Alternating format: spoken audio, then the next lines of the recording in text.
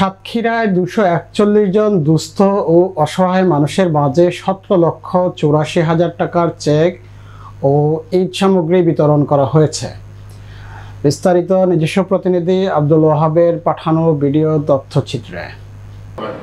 সেটাতে আমাদের সিমাই আছে, লাচ্চা আছে, চিনি আছে। পরিবেশটা দেখতে পেতাম না। কত মানুষ আসলে এখানে আসেন সাহায্য সহযোগিতা নিতে এবং খাদ্য সহায়তা প্রদান করা হবে। এটি কিন্তু আসলে আমাদের কারো দেওয়া নয়। সোমবার সকালে জেলা পরিষদ মিলনায়তনে এই নগদ অর্থ ও ঈদ সামগ্রী বিতরণ করা হয়। এতে প্রধান অতিথি হিসেবে উপস্থিত থেকে চেক ও ঈদ সামগ্রী বিতরণ করেন জেলা পরিষদ চেয়ারম্যান আলহাজ মোহাম্মদ নজরুল ইসলাম। এ সময় আরও উপস্থিত ছিলেন সদর আসনের সংরক্ষিত মহিলা সংসদ সদস্য লাইলা পারভিন সেজুতি, জেলা পরিষদের ভারপ্রাপ্ত নির্বাহী কর্মকর্তা সাধন কুমার চন্দ্র বিশ্বাস, জেলা পরিষদের ভারপ্রাপ্ত নির্বাহী কর্মকর্তা সাধন কুমার বিশ্বাস প্রমুখ।